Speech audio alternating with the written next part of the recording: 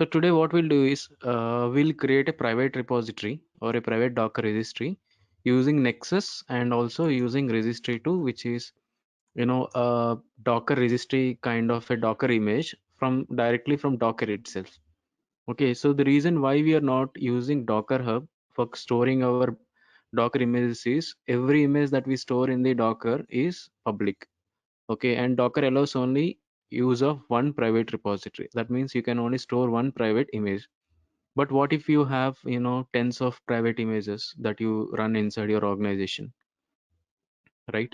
Some images will be related to your organization's applications that you don't want to put in the public. Okay, so in such scenarios, so where you're going to store the Docker image, because Docker image is not something like a PDF file or a document, right? To store in version controlling systems like Git. Okay, so its build artifact is something different. Okay, so we need a way where we can easily store these Docker images internally in the organization so that other people can reuse them, and also in the CI/CD pipeline. So the Jenkins server or whatever is the CI server that can pull your build artifact. That means the Docker image, securely from a private registry during the build stage. Okay, sorry, not build stage, during the deployment stage. Correct? Okay, so today we'll see about a repository known as Nexus. So Nexus is from a company known as Sonatype, which is an open source repository manager for storing all your build artifacts. So we'll come back to what are build artifacts and what are the different types of artifacts in the coming slides. Okay, so it acts like a single source of truth for all your components, binaries, build artifacts, like your Docker images, Helm charts, your zip files or tar files, zar, var, year. So all these are known as build artifacts because they are the byproducts of your build system, okay, or your build process. Okay, so what Nexus does is Nexus will organize all these artifacts, stores them, and distributes them needed those artifacts which are needed for the development. Okay, because you cannot store all your the Docker images or the Helm charts in a single folder, right? So we should have a folder structure, so where jar files will be stored in a different folders, Docker images will be stored in different folders. So Nexus repository will organize all your build artifacts according to their artifact type. Okay, so with Nexus, developer can easily or developers can completely control access to and deployment of every artifact in your organization. That means, let's say a developer is creating an artifact, and now this artifact has to be used as a dependency for the other projects. So what developer can do is developer can push all these artifacts to a central repository like Nexus, so that other developers can pull them and use them as the dependencies for the other project. Okay, so it is acting like a single source of truth. Okay, so we can store and distribute any type of artifacts like Maven artifacts, Java artifacts like your war files, jar files, npm based artifacts, Helm charts, Docker images, apt based, packages, Golang based modules. Okay, it supports a wide variety of programming languages. Okay, so this is the architecture of the Nexus repository. The same we are going to see from the official website. Okay, so it supports many type of programming languages and the build artifact type like Golang, Helm chart, RPM based packages, apt, yum. Okay, Python based, PyPy, this one. Okay, the package, R based packages. Okay, Java based package like your zar, var, Node.js based Docker images. It supports all these kind of artifacts. That means that you can store all these artifacts in your Nexus repository. Okay, so in Nexus repository, so we have basically we have two different types of repositories. Okay, so one is called hosted repository and the other one is called proxy repository. Okay, we'll come back to it in the clearly in the next slides. So what is proxy repository and what is hosted repository? Okay, basically, so where exactly we can find the artifacts like the dependencies, binaries, or packages. So all these are publicly available, right? Like your public Docker images, okay, public Node.js packages or Maven based dependencies.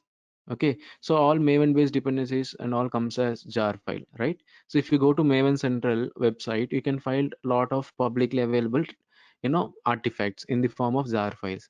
Okay, so this proxy repository, okay, so the Nexus will have two types of repositories, proxy and hosted. So hosted is something that we host. That means that so we build all these artifacts, okay, privately inside the organization, and then we store it using Nexus. And these artifacts are only available within the organization. So these are known as hosted, where you are hosting your own dependencies. Okay, so no one can see these dependencies, no one can access these dependencies, because this Nexus, it is deployed internally to your organization. So the DNS name that you give to your Nexus repository, like www.nexus.your company. So okay, your company will be there, right? So this is a private DNS. That means that no one can access from outside. Only the people which are internal to the organization and who are connected to the internal private network can only access this website. Okay, so these are hosted. But what is proxy? Proxy is acting like a proxy to the remote repositories. Okay, so see, this Nexus is internally to the organization, so the developers are also within the organization. Okay, sometimes these developers needs packages which are available in the remote repositories. So remote repositories, you can also take it as public repositories. Okay, so when they need public repositories, so directly these developers, right, they will not have direct public internet access. Okay, because due to security concerns, they cannot directly pull the dependencies, public dependencies. So instead what we will do is we'll configure a proxy repository. Okay, what is proxy repositories? Whenever a user needs a publicly available artifact, so we configure them to talk to proxy. So what proxy will do is proxy will see whether it has that dependency or the artifact. So if it already has that artifact, then it will serve the user. Or else what this proxy repo will do? Proxy repo will go to the internet, fetch that artifact, okay, and then it will put in its database or cache. Okay, then it will serve the user. Next time if the same artifact is called by the some other developer, so what proxy will do? Proxy will serve it because it already has that dependency. Okay, Vikram, understood guys? yeah, Vikram, once again, the one which you are saying about the proxy repo, right? The Yeah. proxy repo and the hosted repo would be the same, is it? For inside No, an no, no. organization. See, So let's. hosted repo. See, there are hosted. This is the hosted repo. So all are inside Nexus only. Okay. So this hosted repo will host your artifact. That means I'm a developer, so I created my own Docker image. Okay, so what I'll do, I'll use Docker push to push it to this hosted repository. Okay, now there is some other developer who needs this, or a testing team needs that image. Okay, so he can request from the hosted repository, so it will be downloaded directly from the hosted repository, and none of the people who are staying outside your organization can see this hosted repository. Yeah, Okay, okay. so you are pushing your changes, so you are using those changes or the artifacts internally to the organization.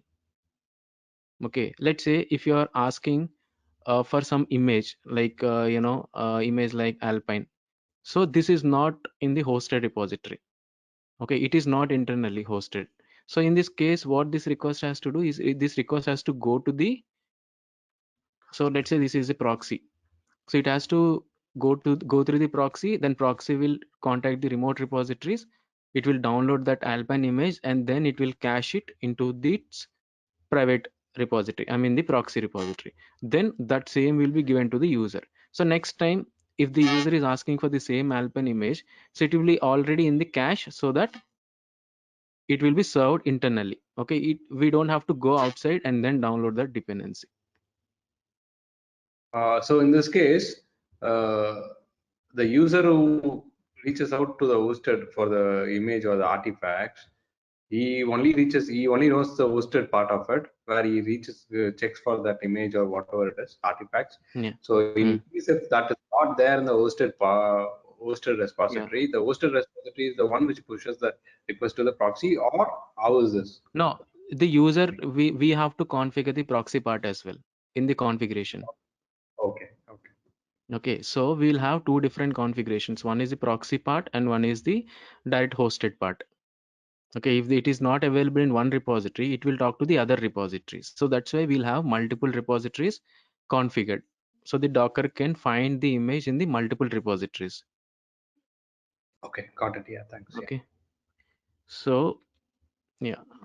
So in the CI part also, okay, 1 second, I'll change.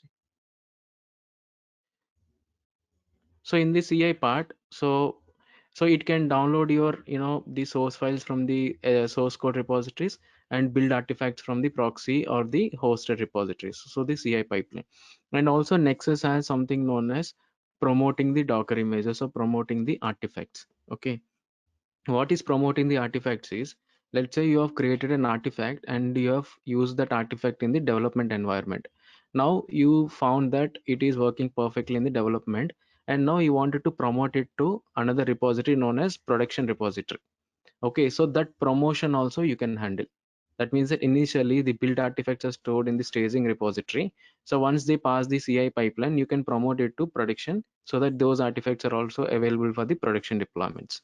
Okay, so generally we don't we maintain two different repositories. So one for the staging, development and testing, and one is for the production. So promoting means moving the artifacts from one environment to the another environment. Generally we don't do it, in the, basically, in the demos here, but in the organizations, right, they strictly follow this promotion part. Okay, so this is what the proxy and hosted repository. Now see the this simple GIF here. So in the first part, it is requesting for a binary. It is not there, so it went to the, proxy. Sorry, not this is the hosted. My mistake. So this is the remote. Okay, remote or public. So the artifact. So it didn't find it locally, so it went through the corporate proxy outside, and then it cached it here. So next time when someone asked, it is directly serving from its local. It is not going to the outside. So that's the reason why only these repositories, right, so we give them public internet access. And none of the, other Jenkins tools or any CI tools, they will not have any, public internet access in most of the cases inside the organization. Okay, so now we'll go to the official website and see what is this Sonatype and what are the various, you know other tools, offered by the Sonatype. Okay, they have many products. Okay, first one is this, you know this repository management. There are two versions, one is open source and the other one is pro version. And also they have code quality and code quality analysis like Sonatype Lift, where they will find the your bugs and, security issues. They also have something like scanning your containers. Okay, so they have a wide variety of products. So if you want, you can click on any of the link and see the extended information. Okay. So this Sonatype, if you wanted to run, so what you have to do first, you have to go to the Docker Hub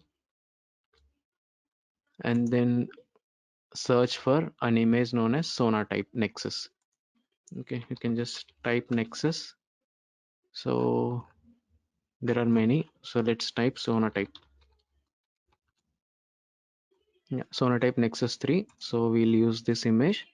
And now if you go through the documentation, there are ways they have described the ways to run it. Okay, so here Docker run, like, okay, Docker run hyphen in the daemon mode. So the container is running on 8081 and you are exposing 8081 outside.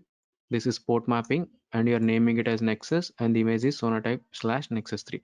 But if you see, these containers are not using any volume mounts. That means that all your data will be lost once you kill the container. And if you go through the rest of the documentation, they will also show you how to use the volume mapping. Yeah, see here.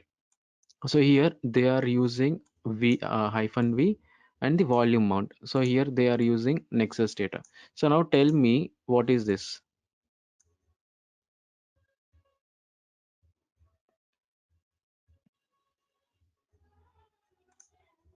Hmm? What Nexus is data is a volume. what type of volume it is?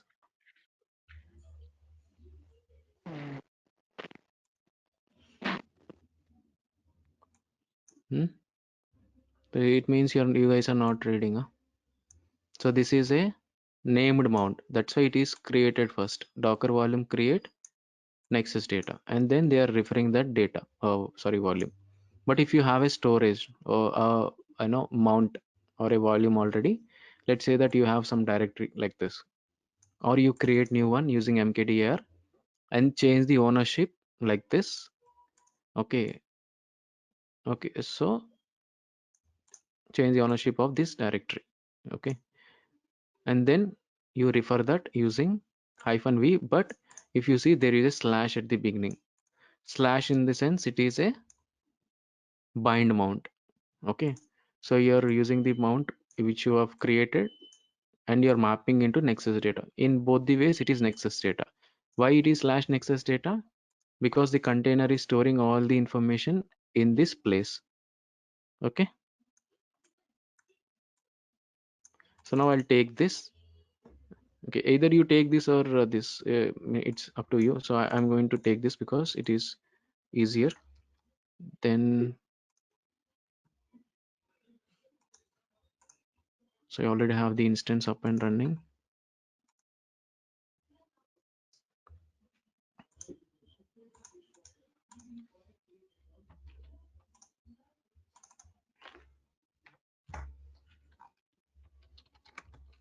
If you see the status of Docker using systemctl status Docker. Okay, so Docker is up and running. And if you want to see any images running, so use docker ps. Okay, so no images are running. And if I do docker psfna, so many of them are in exited state. Okay, so first I wanted to kill all of them, so using rm, and I can give each and every container id, or else I use one more technique, docker ps -a -q. Okay, so we talked about this. This will give you all the image IDs, sorry, container IDs, and then the values I'm passing it to RM so that every stopped container will be removed. Okay, so first we'll create the,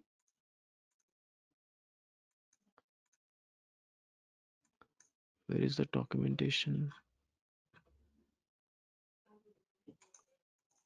Okay, did we close the documentation?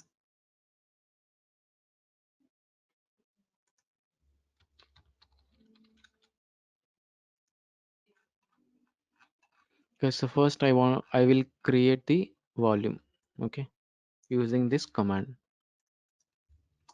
Volume is created. Now I'll run the next command, and this time it is using 8081 port. Okay, same command, run it. So it is pulling the image from the Docker Hub.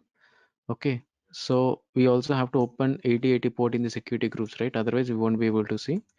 Go to the instance, click on security, click on the security groups, edit the inbound rules, and add one more inbound rule for 8080. Okay, so I wanted to open till 8085 because in the next demo I'll be using 8081 for the other repository. Okay, so that's why I opened all 6 ports in one go. Okay, so all 6 of them are opened. Okay, now let us go back. Here the container is started. Okay, and this is the command it is running internally. If you want to see the logs, docker logs -f, and then give the container ID. So Sonatype is starting, and these are all the logs. So it takes around 2 to 3 minutes because it has to load a lot of, internally it is using Jetty as the server. Okay, web server. So that's why we'll be able to see the application. Okay, the web application. So if you try to access it, okay, so let us go to the instance, take the IP address, and Nexus is running on 8081. Okay, so it is starting. Okay, so before exploring further, So let us first sign in. So first user is the admin user.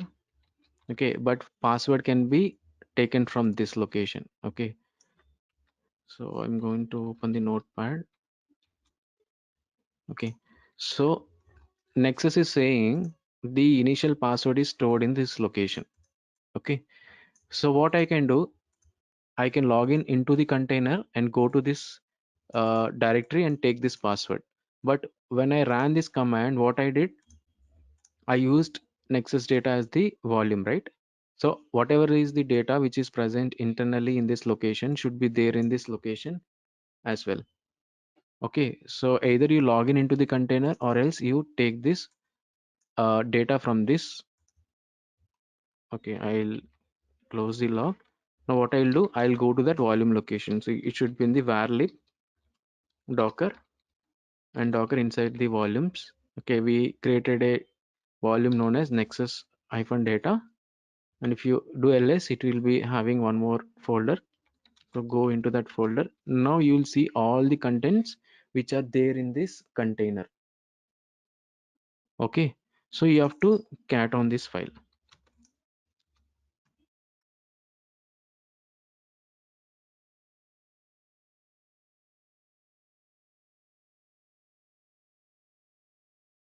Okay guys, so this is the password. You take this password and then you paste in the browser.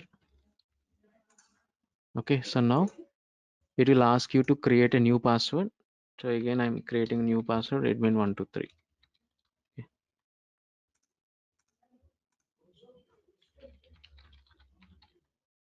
Next. So disable anonymous access, or yeah, so I don't want others to use it. So I've disabled the anonymous access. Okay, now see here, you can go through the documentation and these are all the repositories supported. apt repository, Go, Helm, Maven, npm, Docker. It supports all these repositories. So in order to create a repository, you click on this button. Sorry, this button.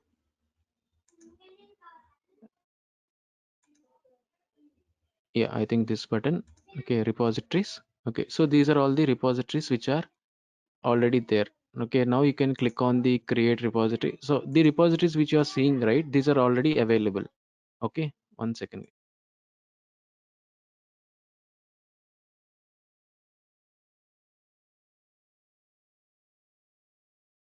Okay, so these are already added repositories, and then you can create a new one. Okay, and then you have to select, see here, Docker hosted, Docker proxy. So I wanted to use hosted. I click on hosted. Now you can create, define your own name. So I'm creating a name called Docker hyphen private. Okay, so if you check this repository will be activated. Okay, and then HTTP connector. So which one I have used? 8081 as the host port, right? 8081. And then allow anonymous Docker pool. Okay, so I don't want to use this. Okay, I wanted to disable this. And by the way, I already created a documentation for this and I will be sharing this documentation. Okay, so there are three types of repositories we can use. Docker registry 2. Okay, so this is different from the Docker Hub. Okay, so Docker registry 2, and then ECR repository of AWS and the Nexus repository. So I have clearly mentioned each and every step. Okay, and then I have to enable the API. Okay, that's it. So you can just click on create repository.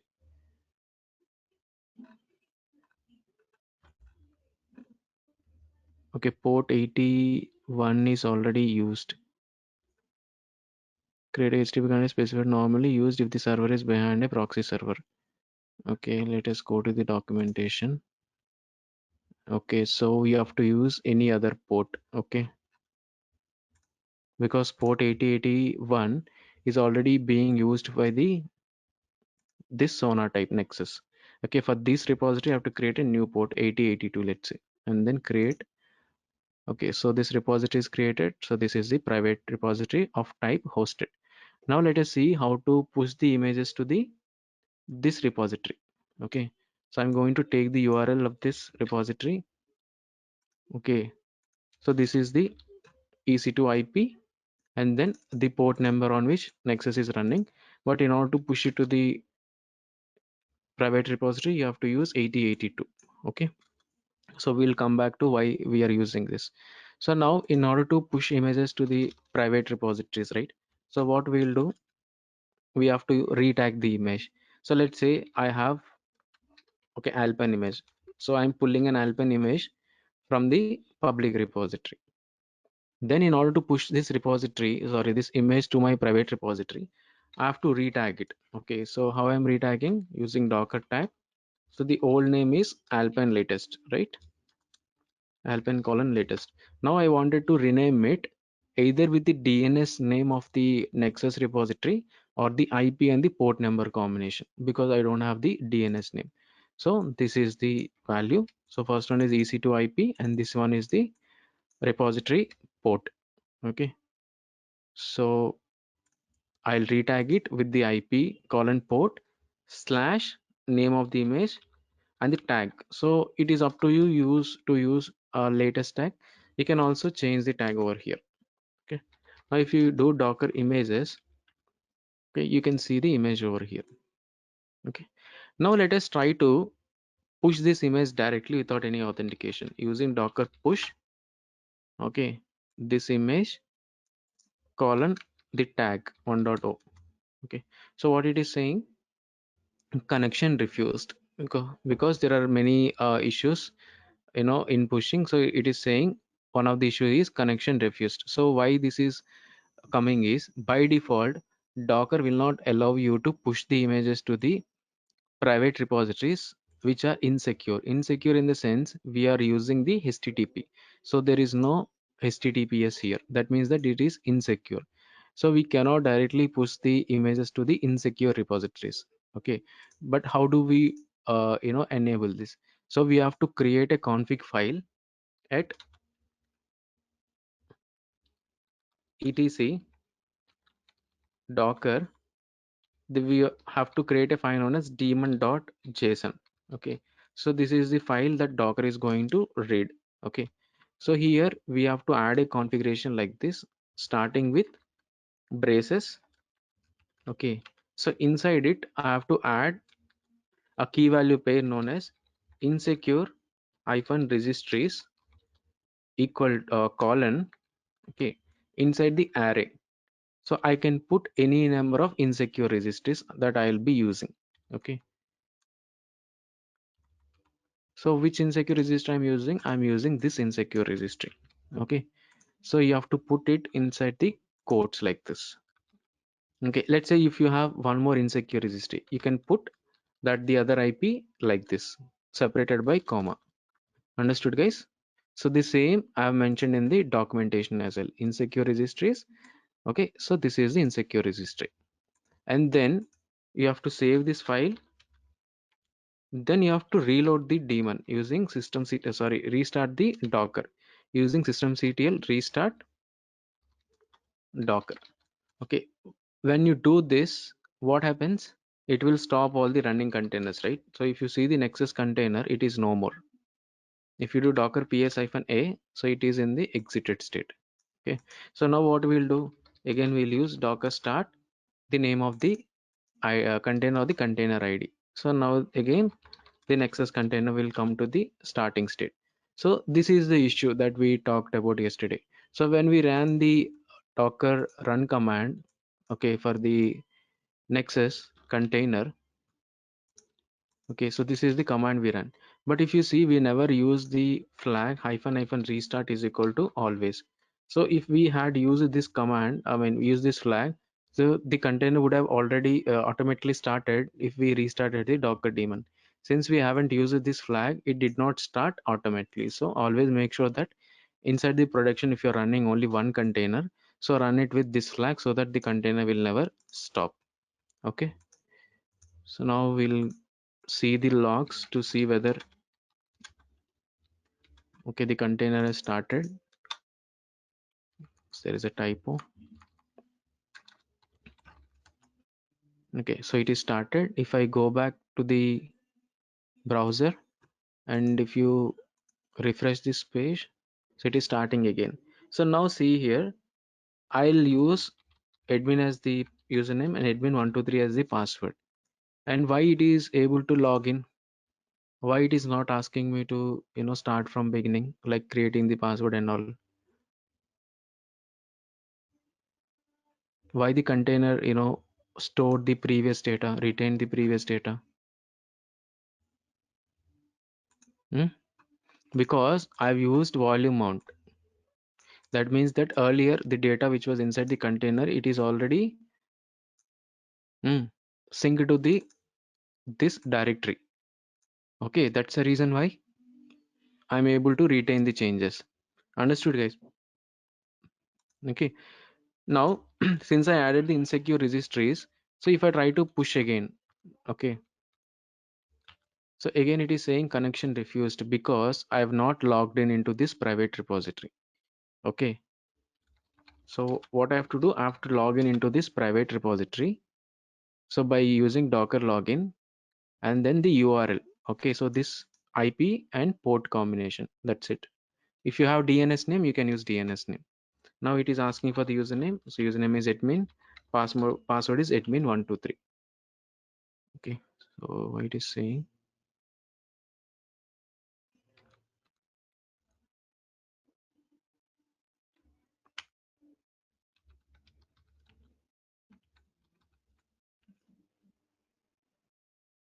okay, let us see the configuration.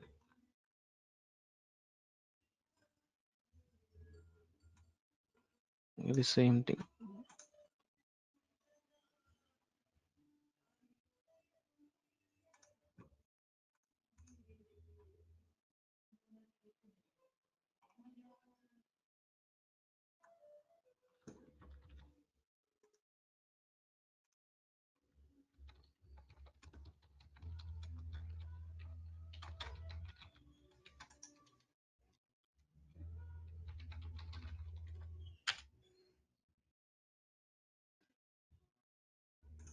Why this is, 1 second, guys.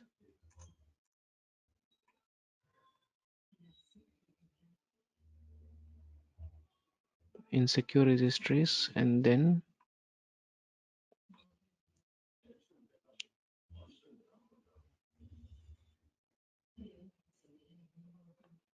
okay, so this is the reason. Okay, so when we created this proxy repository, right, when we ran it, so we did not port map it. Okay, since our repository is running on 8082, right? So I forgot to map it. Okay, that's the reason why it is not able to connect to the 8082 from outside, because 8082 is on the container, but when I'm doing the Docker login, so it should take the host port. So I have not taken this, so that's why it is not running. So no problem. What I'll do is I'll stop the running container first. Okay, so Docker rm -f and I'll kill it. Okay, so when I'm running it next time, okay, since it is already having that backup, right? So I'm safe to run it again. Okay, it will take the old backup. Okay, -p. So this time I'm mapping 8082. Okay, now I'll start the container. So it will use the previous backup. Okay, so my login credential will also be saved. Okay, it is starting. So if you refresh,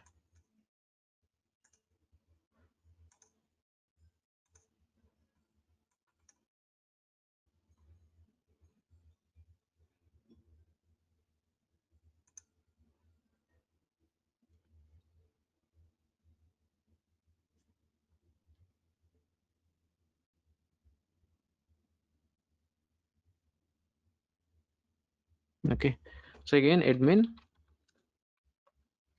admin123. Okay, so it is logged in. So now I'll go to the terminal and then I'll see if I can log in. Okay, so Docker login -u admin and the URL. Now if I do the password, so this time it is logged in. Okay, so only due to the port mapping that was not able to log in. So now if you do Docker push, okay, so yeah, this image, now you'll be able to push it. Okay, so it is pushed. Only thing is you have to retag with the IP and port number or the DNS name. Okay, so if the DNS is on HTTPS, okay, the URL, the website is running on HTTPS, you don't have to do this configuration. Okay, the configuration of updating the daemon.json, this won't be necessary. Now if you go to the Docker private and if you refresh this, okay, so what you have to do, you have to go to this folder and then click on browse, click on private repository. Okay, so you have to be here, then see here Alpine.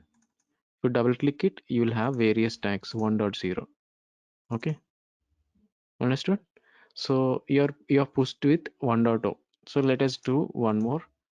Okay, I wanted to pull Nginx. So this is how you pull from the public repository using Docker pull, and then you retag it using Docker tag. The old image name is Nginx. The latest one is with the Nginx. Let's say you wanted to push it as latest only. Now you have tagged. You can use Docker push the whole image. Okay, so I've downloaded from the public repository and I've pushed it to my private repository. So when someone internal to the organization wants to use the Nginx image, they'll simply use this command to, okay, so this image name to pull. Okay, so if I refresh, so there should be one more image for the Nginx. See here, Nginx tags latest tag. Okay, understood, guys?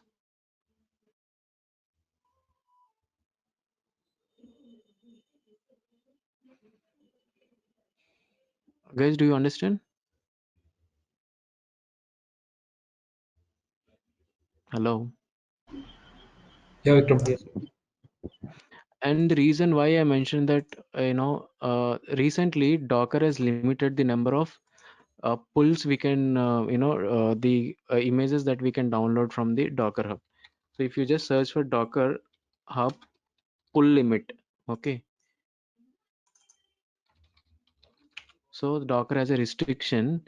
So the restriction is you can only request for only 100 images, container images within 6 hours. Okay, that means that if you are asking for more, image pulls within that 6 hours, Docker will give you this error: too many requests, too many requests error. Okay, if you want to increase this limit, right, you have to pay for their Docker Pro subscription. Okay, but if you are hosting your private images, right, so this limit won't be applicable because your request is not going to the Docker Hub, it is internally to your organization. Understood, guys? Okay, now let us close the session with one more. So the one more Docker repository is registry colon 2. So this is a registry, okay, which is very lightweighted. Okay, it will not have any UI. Okay, this one registry. So directly you can host your container images using this. So it is simple to run. Okay, so Docker run, it is running, it is, okay, I'll just copy this command.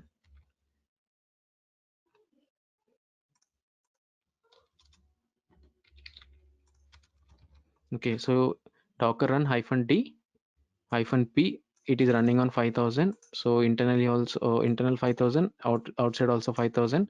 Restart equal to always, name is registry, but the image name is registry colon 2. So this will also act like your private repository.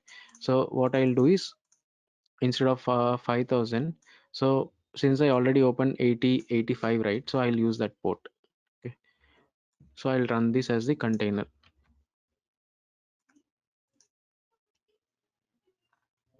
Okay, now this particular Docker image, right, can be accessed, this Docker container can be accessed from outside using 8085. Okay, the same thing. Okay, this earlier we were using 8082, this time we are using 8085 for a different Docker container. This Docker container itself will store all your other Docker container images. Okay, so how will I do it? Okay, since it is already running, okay, so what I'll do is I'll retag an image. Okay, what is that image? I'll retag the Alpine image and take the IP address of your EC2, but this time I'll use 8085 because I'm running this container on 8085, and then I'll retag it with alpine colon 2.0, let's say. Okay, and this doesn't need any Docker login because I have not enabled any authentication to this registry. So if you do simple Docker push to this registry, okay, it won't work because we have to add this URL also in the insecure registries path. Okay, so again I'll use vi etc docker daemon.json. Then since I know that this is a array, okay, it's a list, okay, so I can put that URL here. Okay, and then I'll save this. Again I have to restart the daemon. So doing this, what will happen, guys? The earlier container will stop, right? Which container will stop? Your Nexus container will stop because I have not used any restart equal to always earlier. But for the registry to container, I have used restart, so that container should be running. If you do docker ps, so only that container registry 2 will be there. If you do docker ps-a, so you can see that the Nexus Sonatype Nexus is failed. Okay, now since this registry 2 is working, so I'll try to push the image to that registry. Okay, so now see, it is working because I added in the insecure registries. Now it is working. So this time it is not in the Nexus, it is in the registry 2 container, which is hosting your Alpine 2.0 image. But since I don't have any, the UI part, so I can use simple curl commands to curl the repository and get all the images and their tags. Okay, so Docker has a standard API calls. Okay, so I've already given in the documentation. So what you have to do is you have to use curl this -x get, okay, and v2 colon catalog. Okay, so how will you do it? You use curl and the request type is get. Okay, which URL you have to curl? You have to curl this URL, okay, slash v2, okay, slash underscore catalog. Now it will show that there are only one repository is there, which is Alpine repository. Now let us try to tag, you know nginx. Okay, docker tag nginx, and I wanted to tag it with this URL, sorry, IP and port combination, and then use nginx colon 3.0. Okay, now if you push this to registry 2, okay, so push is successful. Now if you use curl command to get all the images, so this time it will also show the nginx, but here it is not showing the tags. Okay, so tags will be visible if you do slash v2 slash name of the image, which is nginx, and then I think it is tags. Okay, so it is a wrong command. Okay, the exact command is tags slash list. Okay, so I have to use this also. Now see here, for the nginx there is only one tag 3.0. Similarly for Alpine you can also fetch the tags. Okay, so we have done push. So pull is also the same command. Let's say if I use docker images, so this is the registry 2, it is stored in the registry 2. Okay, 3.0 latest image. Now what I'll do, I'll use docker rmi and I'll delete that image. Sorry, it is 3.0. Now what I'll do, I'll try to pull it from the repository. So the same command, instead of rmi it is pull. Okay, so it is saying it is pulled. Why it is pulled? Because nginx 3.0, it is nothing but the nginx latest image, right? Because we have used tag, that doesn't mean that you're creating a new image. All you have done is you have taken this nginx latest and then changed the name. You can verify the same with the image ID. If you see, both of them already has the same image ID, so that's why you are not pulling anything latest or any changes. Those changes are already there, that's why it hasn't pulled any changes. Understood, guys? So in case if you want to test it, right, so I'm just deleting the nginx 3.0, that is downloaded from the private registry, and also I'm deleting the one which I have downloaded it from the public registry. Okay, and also there is one more here. Okay, so I want to delete this as well.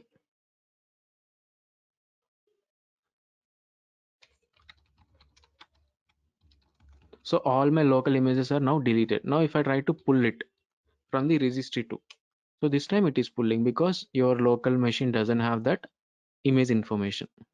Understood, guys? So there are many other APIs for deleting, getting the image tag. Okay, so you can refer this documentation. So usually we don't use it. Okay, we'll never use this registry colon 2. We'll use either Nexus or the JFrog or the ECR in case if you are using AWS. So JFrog will also host your Docker. It is like your Nexus only, but it is, you know it will offer more premium support or something like that. Okay, so this one. So here also they have the various solutions. Artifact management. So inside this artifact management, okay, you can store all the artifacts of npm, Java, Docker images, everything. Okay, just like your Nexus. Okay, it supports all this: Docker, Helm, npm, Debian based. Okay, you can also store your Vagrant files. That's it for this video, guys. If you like our video, consider subscribing to our YouTube channel and joining our Facebook group. The links are given in the description below. You can also scan the QR codes being displayed in this video. And for any training requirements, you can join our Telegram channel where we post regular updates on our upcoming trainings. You can also WhatsApp us on the number being shown here. You can also drop us an email for any kind of training inquiries. Thank you.